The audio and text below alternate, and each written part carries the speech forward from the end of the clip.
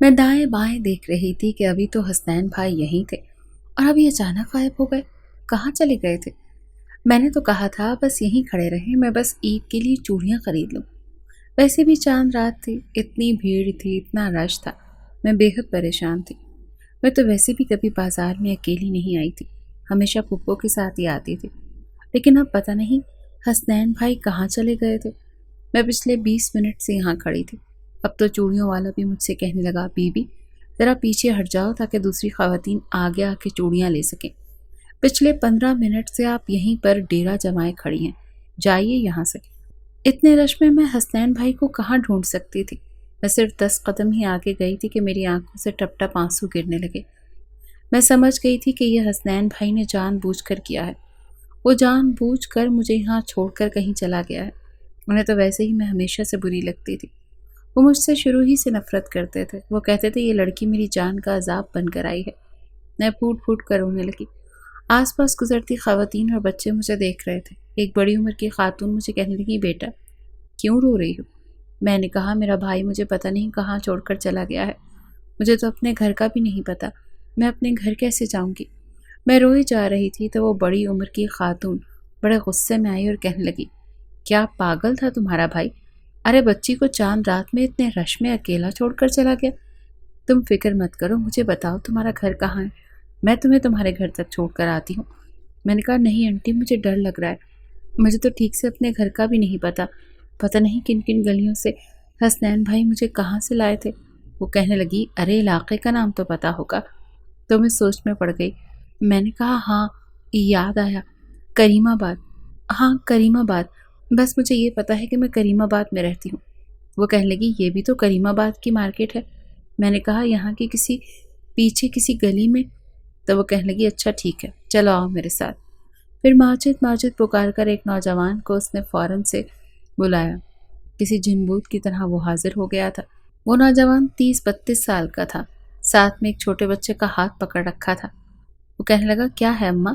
ایک تو ان بچوں نے میری جان کھا رکھی ہے، دوسرا آپ مجھے ماجد ماجد کہہ رہی ہیں، ایسے پکار رہی ہیں جسے میں کہیں گم ہو گیا ہوں۔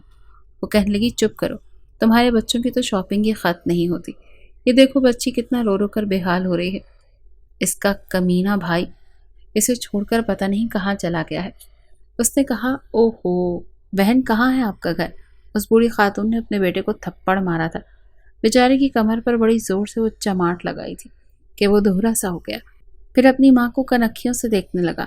وہ کہنے لگا، اماں کہیں بھی شروع ہو جاتی ہیں، کچھ تو میری عزت کا بھی لحاظ کیا کریں۔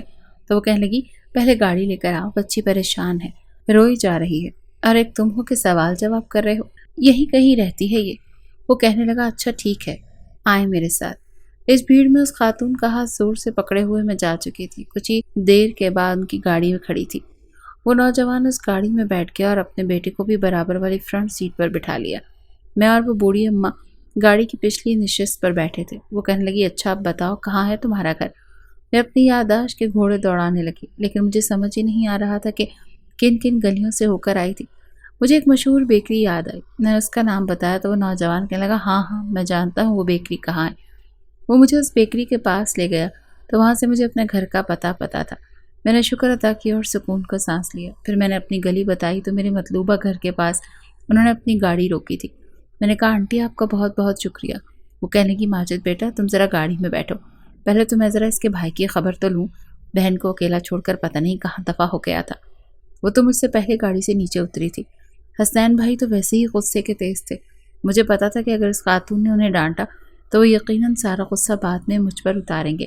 میں نے کہا، آنٹی آپ رہنے دیں، میں اپنی امی سے ان کی شکایت لگاؤں گی، وہ ڈانٹ لیں گی۔ وہ کہنے لگیں کہ بھائی ایسے کیسے غیر ذمہ داری دکھائی اس نے، تم ہٹو میں خود اس سے پوچھتی ہوں۔ وہ گاڑی سے نیچے اتر چکی تھی، انہوں نے بیل دینے کی بھی زحمت نہیں کی۔ دھڑ دھڑا کر میرا گھر کا دروازہ پیٹا تھا۔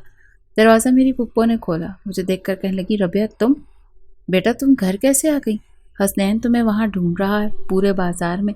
یہ سن کر مجھے شرمندگی سی ہوئی تھی، مجھے لگا میں نے جلد بازی کر دی، مجھے حسنین بھائی کا انتظار کرنا چاہیے تھا۔ پھپھو کہنے لگی، ابھی اس کا فون آیا تھا کہ تم پتہ نہیں کہاں چلی گئی ہو۔ میں رونے لگی، پھپھو کے ساتھ لگ گئی۔ میں نے کہا، وہ مجھے چھوڑ کر پتہ نہیں کہاں چلے گئے تھے، پھر اس نے خاتون نے مجھے گھر تک پہنچایا ہے۔ وہ خاتون کہنے لگی، آپ کے بیٹے کو ذرا بھی فکر نہیں، ارے بہن کو کوئی اس کی طرح چھوڑ کر جاتا ہے؟ چاند رات ہے، کل عید ہے اور بیٹی کا پتہ ہی نہیں کہ وہ کہاں ہے کہاں نہیں۔ تو وہ کہنے لگی اپنی مرضی سے تو چوڑیاں لینے گئی تھی، وہ تو جا بھی نہیں رہا تھا۔ پھر وہ کہنے لگی پھر بھی یہ بھلا کوئی بات ہے؟ ارے آپ کا بیٹا اگر اس وقت یہاں ہوتا تو میں ضرور اس کے کان کھینچ دیتی۔ مجھے ایسی لاپرواہی بالکل نہیں پسند۔ میری پھپھو نے گہری سانس لی اور کہنے لگی آپ بے فکر رہیں، وہ آتا ہے تو میں خود اس کے کان کھینچتی ہوں۔ مجھے نہیں پتا تھا کہ وہ اسے اکیلا چھوڑ کر کہیں چلا گیا تھا۔ بہرحال وہ خاتون گاڑی میں بیٹھ کر جا چکی تھی اور میں اپنی پھپھو کے ساتھ لگی روئی جا رہی تھی۔ کچھ ہی دیر میں حسنین بھائی بڑے غصے سے گھر میں داخل ہوئے۔ مجھے دیکھ کر تیز قدموں سے چلتے ہوئے وہ میرے پاس آئے تھے اور میں پھپھو کے ساتھ بالکل چپک گئی تھی۔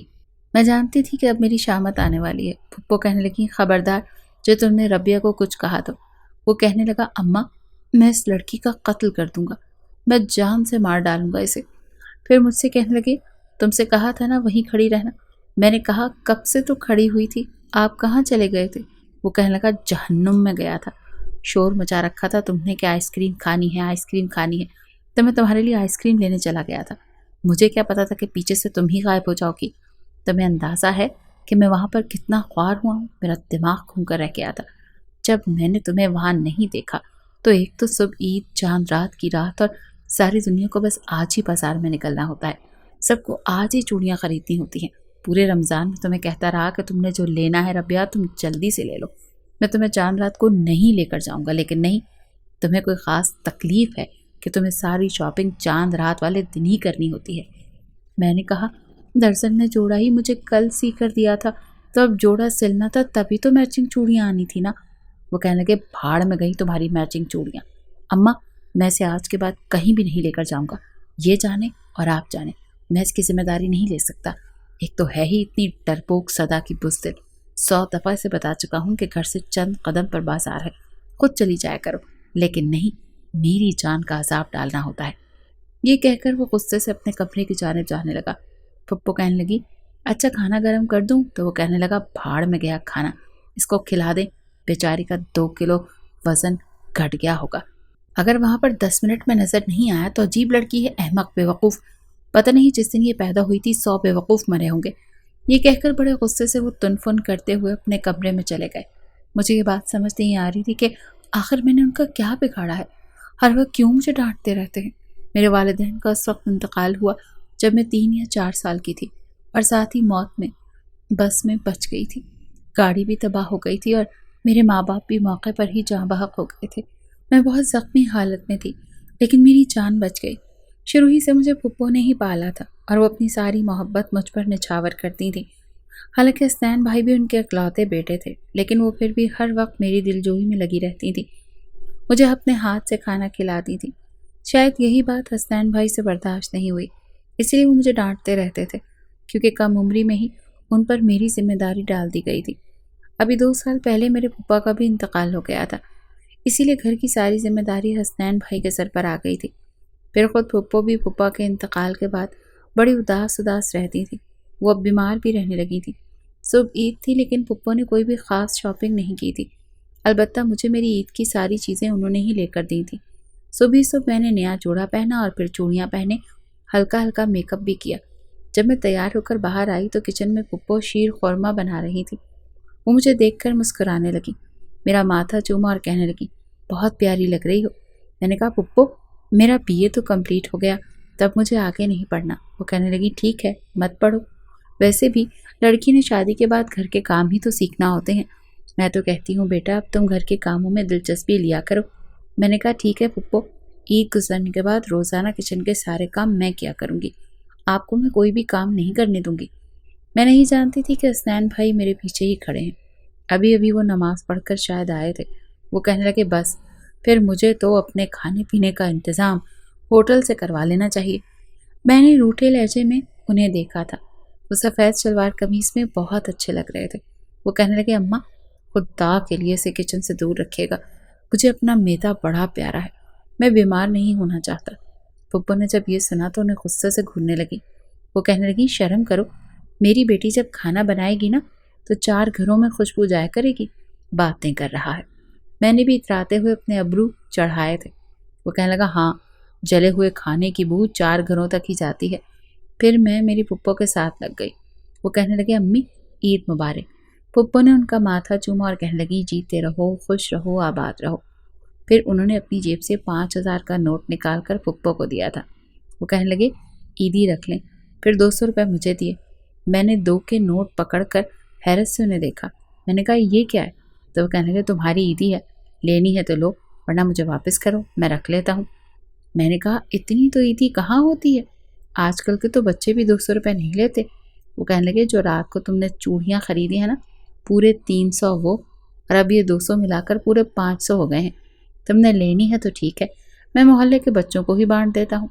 میں نے جلدی سے 200 روپے پکڑ لیے۔ میں نے کہا پھپھو آپ دیکھ رہی ہیں نا ان کی کنجوسی، سال میں ایک بار عیدی دینی ہوتی ہے اور وہ بھی صرف 200۔ میں نے روٹھے ہوئے لہجے میں کہا تھا۔ پھپھو نے 5,000 کا نوٹ مجھے دیا اور کہنے لگی یہ رکھ لو۔ حسنین بھائی کہنے لگے امی یہ میں نے آپ کو دیے ہیں، اس کے تو ویسے ہی ہاتھوں میں سوراخ ہے، پیسے آتے ہی ہاتھوں میں کھجلی شروع ہو جاتی ہے، 2 دن میں اپنے دوستوں میں اڑا دے گی، اور کوئی ضرورت نہیں ہے اسے اتنے پیسے دے کر سر چڑھانے کی۔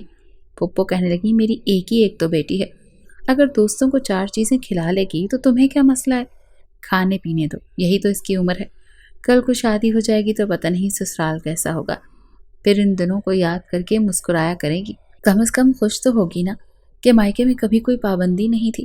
حسنین بھائی کہنے لگے اماں جب یہ پڑھنا نہیں چاہتی تو آپ اس کے رشتے دیکھنا شروع کریں، اچھا ہے اس کی شادی جلد از جلد کر دیں۔ بھائی میں اپنی شادی اس کی شادی کے بعد کرواؤں گا، تاکہ میری بیوی کو ایسی ہڈ حرام نند سے واسطہ نہ پڑے۔ یہ سن کر میں نے پھپھو کو ملتجی نظروں سے دیکھا تھا۔ میں نے کہا پھپھو کیا میں ہڈ حرام ہوں؟ سن رہی ہیں آپ حسنین بھائی کیا کہہ رہے ہیں؟ وہ کہنے لگی حسنین کے بچے خبردار جو تم نے میری بیٹی کو کچھ کہا تو۔ عید بھی ہنسی خوشی گزر گئی۔ اس کے بعد واقعی پھپھو نے سارا کچن میرے حوالے کر دیا، بس وہ بتاتی جاتی تھی کہ ایسے بناؤ ایسے بناؤ، اور میں بناتی چلی جاتی تھی۔ پتہ ہی نہیں چلا کب پھپھو کے ہاتھ کا ذائقہ میرے ہاتھ میں آنے لگا۔ 4 مہینے میں ہی گھر کا کافی کچھ سیکھ چکی تھی۔ پھر میرے رشتے بھی آنے لگے، لیکن ایک دن اچانک پھپھو کی طبیعت بہت زیادہ خراب ہو گئی۔ ان کے سینے میں بہت درد اٹھا تھا، میں بہت پریشان ہو گئی تھی۔ میں بھی حسنین بھائی کے ساتھ ہی پھپھو کو لے کر ہاسپٹل گئی تھی، لیکن جب ڈاکٹر نے یہ بتایا کہ انہیں ہارٹ اٹیک ہوا ہے تو ہم دونوں کی رنگت اڑ کر رہ گئی تھی۔ پھپھو نے تو یہ ظاہر ہی نہیں کیا کہ ان کو اتنی شدت کا درد اٹھا تھا۔ ڈاکٹر کہہ رہے تھے ان کی ایج بہت زیادہ ہو گئی ہے، ہم ان کا آپریشن نہیں کر سکتے، اور ہمیں ان کی زندگی کی بھی کوئی خاص امید نہیں ہے۔ یہ سن کر میں رونے لگی۔ حسنین بھائی بھی بے حد پریشان تھے۔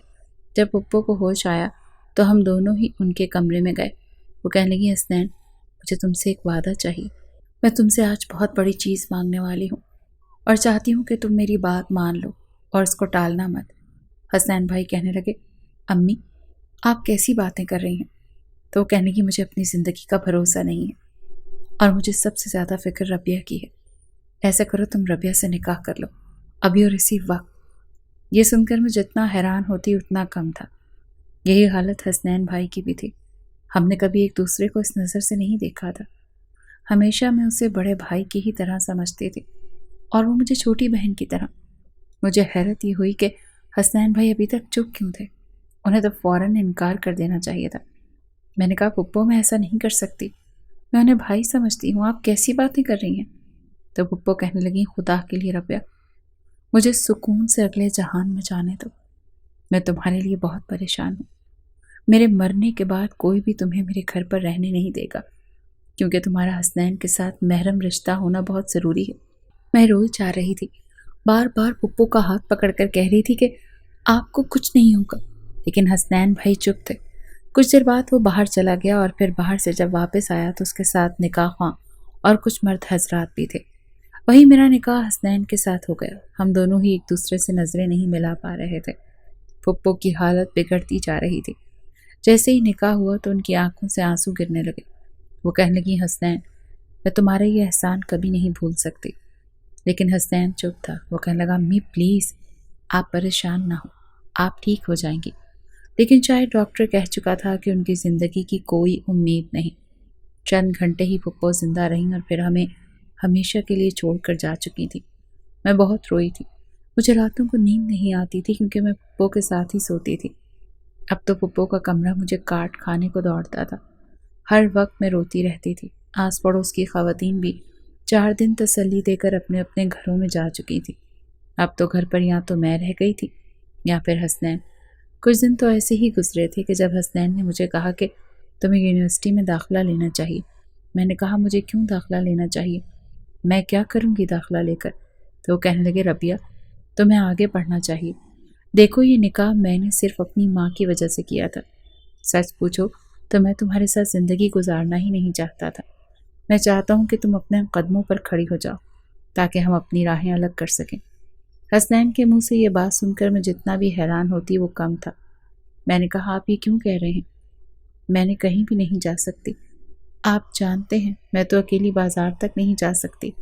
تو وہ کہنے لگا یہی تو مسئلہ ہے تمہارے ساتھ، دیکھو میں کسی اور کو پسند کرتا ہوں، کسی اور سے محبت کرتا ہوں، اس کے ساتھ بے وفائی نہیں کر سکتا۔ میری والدہ اگر بیمار نہ ہوتی تو حالات کچھ اور ہوتے، تمہارا میں کوئی بھی اچھا سا رشتہ کر کے وہاں شادی کر دیتا، لیکن مجبوراً مجھے تم سے نکاح کرنا پڑا۔ دیکھو میں نہیں چاہتا کہ ہم زبردستی ایسے رشتے کو نبھائیں جس کے لیے میں دل سے آمادہ ہی نہیں ہوں۔ میں چاہتا ہوں کہ تم آگے تعلیم حاصل کرو، دنیا میں رہنا اور اٹھنا بیٹھنا سیکھو، تم میں اعتماد ہونا چاہیے، پھر میں تمہارا ایک بہت اچھی جگہ رشتہ طے کر دوں گا، وہاں تمہاری شادی بھی کر دوں گا، تمہیں اپنے اس زبردستی کے رشتے سے آزاد کر دوں گا، لیکن اس سے پہلے تمہیں اپنے بارے میں سوچنا چاہیے۔ اس طرح بزدلوں کی طرح اگر تم رہو گی تو کوئی بھی شخص تمہیں نقصان پہنچا سکتا ہے۔ لیکن مجھے تو بار بار رونا ہی آ رہا تھا، میں روئی جا رہی تھی۔ اصل میں اب مجھے احساس ہوا تھا کہ میں یتیم ہو چکی ہوں۔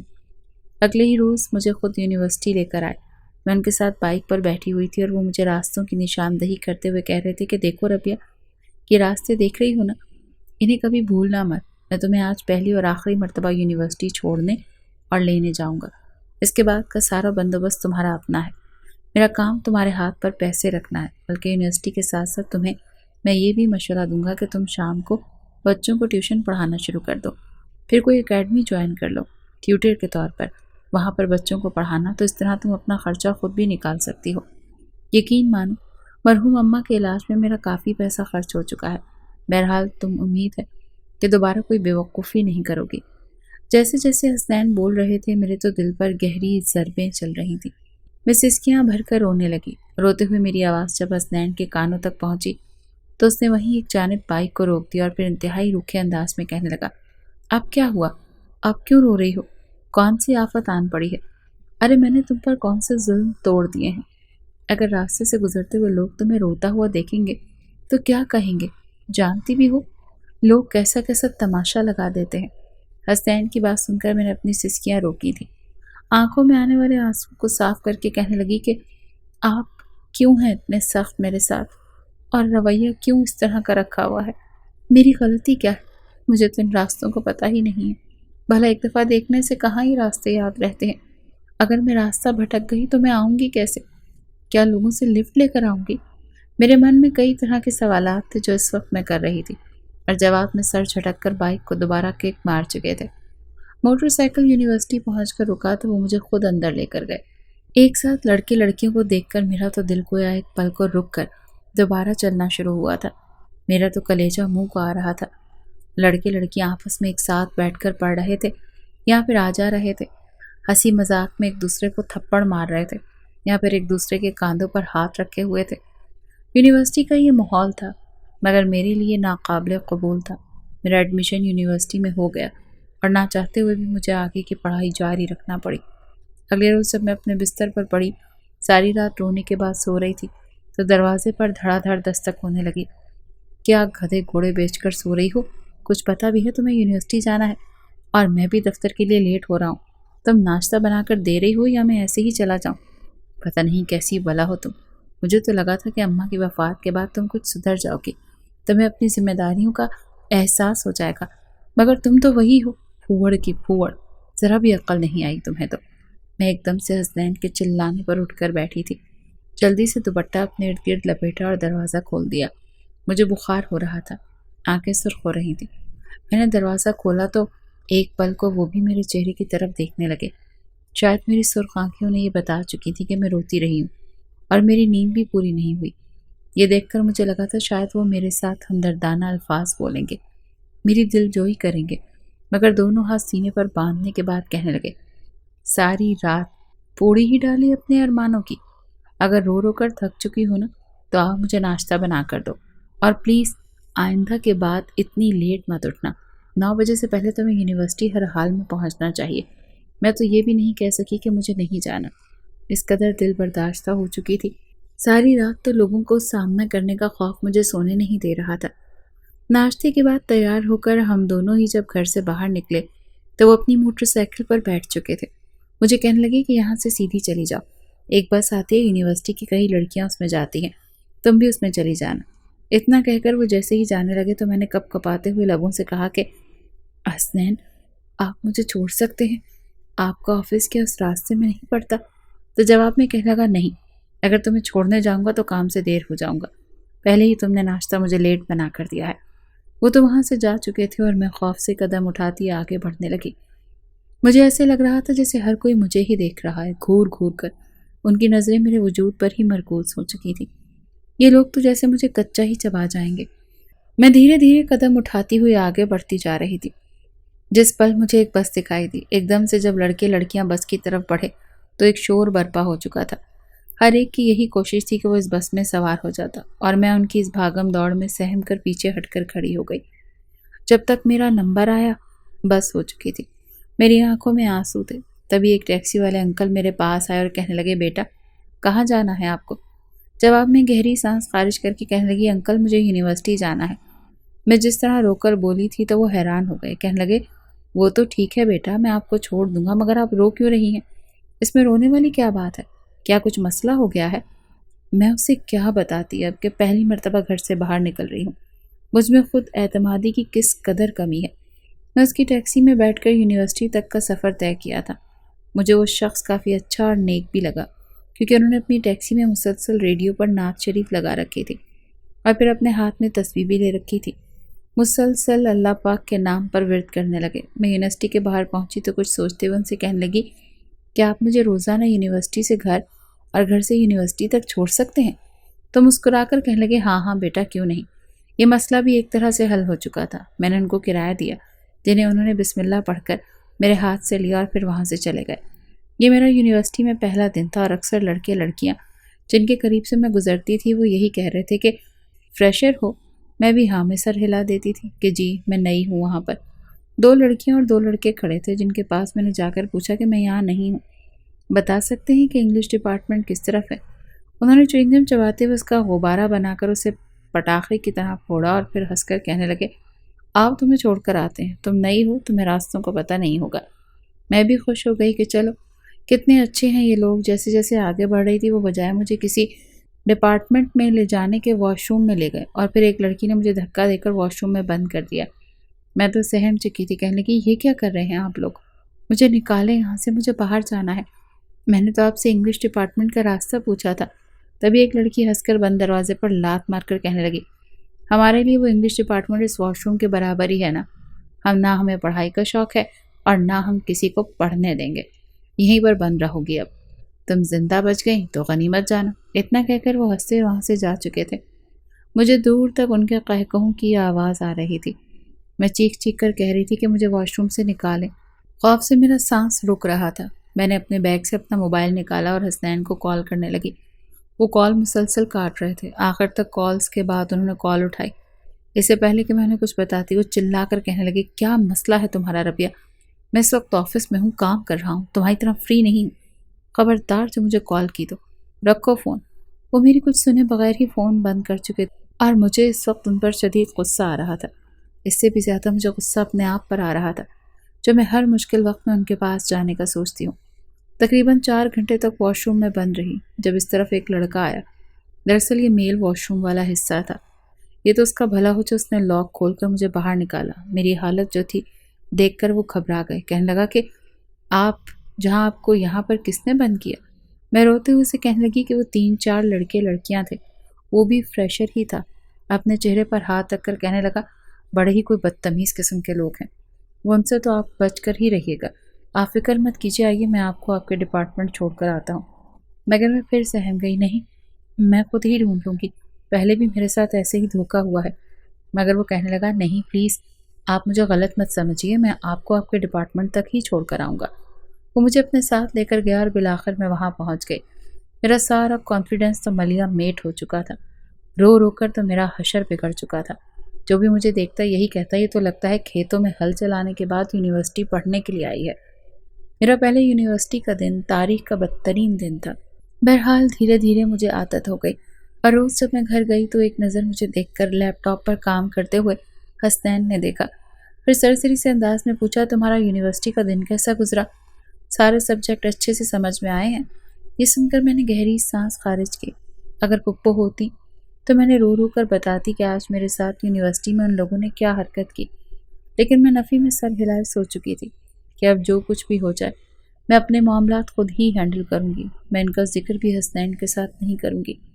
ویسے بھی انہیں کیا، یہ تو کسی اور کو پسند کرتے ہیں، میرے ساتھ تو ان کا یہ زبانی کلامی رشتہ تھا۔ ایک گہری سانس خارج کر کے میں رہ گئی۔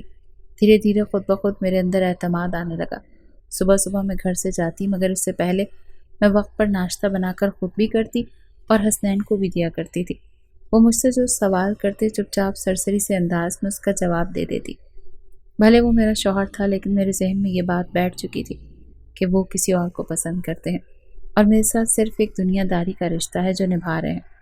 یونیورسٹی میں میری سہیلیاں بھی بن گئیں جو کہ کافی تیز ترار اور شاطر دماغ تھیں مگر اچھے اخلاق کی تھیں۔ ان کے ساتھ رہ کر خود اعتماد مجھ میں بھی آنے لگی۔ میرا رنگ ڈھنگ بدلنے لگا، میرا اٹھنا بیٹھنا ان جیسا ہو گیا۔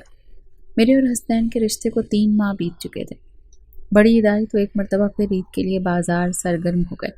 عید سے ایک روز پہلے حسنین نے مجھے کہا کہ اٹھو میں بازار چلتا ہوں تمہیں لے کر، کچھ شاپنگ کر لوں، اماں ہوتی تو وہ تمہیں ضرور لے کر جاتی، مگر پلیز پچھلی دفعہ والی حرکت مت کرنا، پہلے بھی تم نے بہت زیادہ انسلٹ کروائی تھی میری۔ یہ بات سن کر میں نے گہری سانس خارج کر کے اپنا بیگ اٹھایا اور کہنے لگی نہیں، اس کی ضرورت نہیں ہے، میں اپنی سہیلیوں کے ساتھ خود جا کر شاپنگ کر لوں گی، آپ کو اتنی ٹینشن لینے کی ضرورت نہیں ہے۔ اس پر تو اس نے کھل کھلا کر ہنسا مگر اگلے ہی پل پلکیں جھکا کر کہنے لگا ٹھیک ہے جاؤ، تب تک میں اپنی محبوبہ سے ذرا گپ شپ لگا لوں۔ نہ جانے کیوں جب انہوں نے مسکرا کر اپنے موبائل پر ایک نمبر ڈائل کیا اور اس پر ہنس ہنس کر باتیں کرنے لگے تو میرے اندر ہی اندر جل بھن چکی تھی۔ جو بھی تھا ان کی بیوی تو تھی، شاپنگ کرنے کے لیے گئی تو میں نے اپنے لیے ایک ریڈی میڈ سوٹ خریدا، چوڑیاں لیں، میک اپ کا سامان لیا، تبھی میری مردانہ کپڑوں پر نظر پڑی۔ ریڈی میڈ کرتا اور شلوار شوکیس میں دیکھ کر نہ جانے کیوں مجھے لگا کہ مجھے یہ حسنین کے لیے خریدنا چاہیے، انہیں یہ اچھا لگے گا، مگر تھوڑی جھجک بھی آ رہی تھی کہ پتہ نہیں انہیں پسند آئے گا یا نہیں۔ میں نے وہ کرتا لے لیا اور ساتھ ہی میچنگ گھڑی اور جوتے بھی خرید لیے۔ جب میں گھر پہنچی تو تبھی حسنین لاؤنج میں ہی بیٹھا ہوا دکھائی دیا۔ فوراً فون اپنے کان پر لگاتے ہوئے ہنس کر کہنے لگا ارے ہاں یار، میں تو خود اس وقت کے انتظار میں ہوں کہ کب صرف تم میری زندگی میں شامل ہو جاؤ اور تمہارے ساتھ میری زندگی خوشیوں بھری ہو جائے۔ بس جیسے ہی میری زندگی اس قید خانے سے آزاد ہوتی ہے تو میں تمہیں فوراً اپنی زندگی میں شامل کر لوں گا۔ یہ بات اس نے میری طرف دیکھ کر کی تھی۔ یہ الفاظ سننا تھے کہ میرے دل میں ہول اٹھنے لگے۔ میں آنکھوں میں آنسو لیے دیکھ رہی تھی۔ ہاں یہ بات تو تھی، میرے دل میں حسنین کے لیے محبت بھرے جذبات خود بخود ہی پروان چڑھنے لگے۔ آخر کو ہمارے بیچ حلال رشتہ تھا۔ میں نے وہ سامان جو ان کے لیے خریدا وہیں پر ان کے پاس صوفے پر رکھا اور روتے ہوئے کمرے میں چلی گئی۔ کچھ دیر بعد دروازہ دھڑلے سے کھولا تھا، سامنے دیکھا تو حسنین کھڑا تھا، مجھے ہی دیکھ رہے تھے۔ وہ کرتا اور سامان لا کر بیڈ پر پٹکا اور کہنے لگے کہ تم نے کس کی اجازت سے لے کر آئی ہو؟ میں نے تمہیں کہا تھا نا کہ میرے لیے کچھ لانا مت۔ میں گہری سانس خارج کر کے آنکھوں میں آنسوؤں کو صاف کر کے کہنے لگی نہیں، بس ایسے ہی مجھے لگا کہ آپ میرے لیے اتنا سب کچھ کر رہے ہیں تو بدلے میں مجھے بھی آپ کے لیے اس عید پر یہ کپڑے لینے چاہیے۔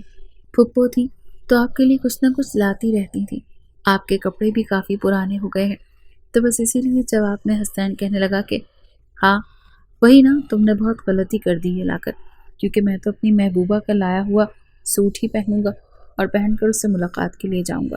حسنین کے منہ سے یہ سن کر میری آنکھوں سے آنسو مزید تیزی سے بہنے لگے۔ میں نے اسے سسکتے ہوئے کہا ہاں، مجھے کیا پتا تھا کہ میرا یہ سب کچھ بیکار جائے گا، میرا لایا ہوا تو کوئی معنی ہی نہیں رکھتا آپ کی زندگی میں تو کوئی حق ہی نہیں رکھتی، بہتر ہے کہ آپ مجھے طلاق دے دیں تاکہ میں آپ کی زندگی سے جا سکوں۔ میں نے یہ الفاظ جب کہے تو میری زبان لڑکھڑا گئی، جبکہ حسنین کتنی ہی دیر کھڑا مجھے دیکھتا رہا اور پھر آگے بڑھتے ہوئے میرے پاس آئے اور کہنے لگے کہ اٹھو، کھڑی ہو۔ وہ جس طرح سختی سے بولے تھے میں گھبرا کر اٹھ کھڑی ہوئی۔ مجھے لگا کہ وہ بھی مجھے چھوڑ نہ دے۔ رات کے اس پہر بھلا میں کہاں جاؤں گی؟ میرے تو چہرے کی ہوائیاں ہی اڑ گئی تھیں، مگر اگلے ہی پل وہ اپنے ہاتھ میرے گالوں پر رکھ کر کہنے لگے، کیا بکواس کی ہے، دوبارہ چھوڑنے کی بات کی تم نے تو میں مر جاؤں گا، لیکن کبھی تمہیں طلاق نہیں دوں گا، سمجھی؟ میں تو ایسے کبھی الفاظ اپنی زبان پر بھی نہ لاؤں۔ جس پل حسنین نے مجھے یہ کہا تو میری آنکھوں سے آنسو نکلے۔ میں نے کہا، اچھا آپ تو کسی اور کو پسند کرتے ہیں نا؟ آپ کیا چاہتے ہیں کہ میں اس گھر میں ہمیشہ کمتری کی زندگی گزاروں؟ آپ میرے سامنے اپنی محبوبہ، اپنی من چاہی بیوی کے ساتھ پیار محبت سے پیش آئیں، اس کی تعریفیں کریں، اس کے ناز نخرے اٹھائیں، اور میں ساری زندگی ترستی رہوں؟ آخر کس جرم کی سزا بھگتوں گی میں اتنی مضبوط ہو چکی ہوں کہ اپنا خرچ خود اٹھا سکوں۔ آپ کے ساتھ رہ کر میں احساس کمتری کا شکار نہیں ہونا چاہتی۔ ہٹائیں ہاتھ میری گال سے۔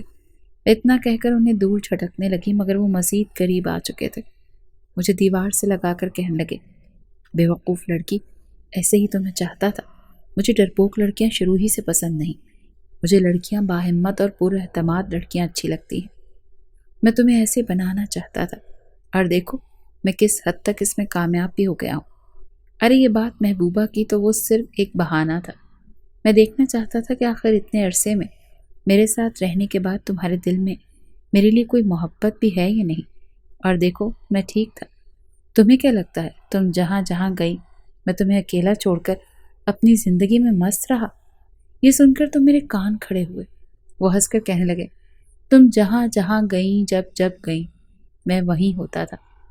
جب تک تم باحفاظت کہیں پہنچ نہیں جاتی میں بھی اپنے کام پر نہیں جاتا تھا۔ میں تو جتنا حیران ہوتی اتنا کم تھا۔ یہ تو سائے کی طرح میرے ساتھ تھے، بس میرے سامنے نہیں آتے تھے۔ تبھی مجھے یوں محسوس ہوتا تھا جیسے کوئی دو آنکھیں گھور گھور کر مجھے دیکھ رہی ہیں۔ میں تو ایک مرتبہ پھر رونا شروع ہو چکی تھی، جبکہ وہ اس مرتبہ چڑھ کر کہنے لگے، خبردار، ایک مرتبہ پھر تم نے رونا شروع کر دیا تو میں نے کہا نا، تم روتے ہوئے مجھے بالکل اچھی نہیں لگتی۔ مقابلہ کرنا سیکھو، چاہے پھر میں ہوں یا کوئی اور۔ اپنے حق کے لیے آواز اٹھانا سیکھو، سمجھی؟ اتنا سننا تھا کہ میں نے اگلے پل حسنین کو کالر سے پکڑ لیا، سارے حق رکھتے ہوئے کہنے لگی کہ ٹھیک ہے، میرا حق ہے آپ پر، پورا پورا حق ہے، اور آپ کی زندگی میں میرے علاوہ کوئی دوسری عورت شامل ہو ہی نہیں سکتی۔ اگر کوئی آیا تو میں اسے نوچ ڈالوں گی، اسے گنجا کر کے اس گھر سے نکال دوں گی، سمجھے آپ کی بیوی صرف اور صرف میں ہوں، اور جو بھی ہو جائے، چاہے میں جیسی بھی ہوں، آپ نے آخری سانس تک میرے ہی ساتھ رہنا ہے۔ ہاں، میرے مرنے کے بعد کرتے رہنا 3 شادیاں۔ میں جب یہ بولی تو بجائے سنجیدگی اختیار کرنے کے حسنین مجھے اپنے سینے سے لگا کر کہنے لگے، بس اتنی سی تو بات تھی، میں بھی تم سے ہی محبت کرتا ہوں، اور تمہارے علاوہ کسی کو اپنی زندگی میں شامل نہیں ہونے دوں گا۔ بس دھیان رکھنا دوبارہ تمہاری آنکھوں میں مجھے یہ آنسو نظر نہ آئے۔ ہم دونوں ہی ایک دوسرے سے گلے شکوے کرتے کتنی ہی دیر سرگوشی نما انداز میں باتیں کرتے رہے۔ اگلے روز عید تھی، اور یہ تو میری زندگی کی یادگار عید بن چکی تھی۔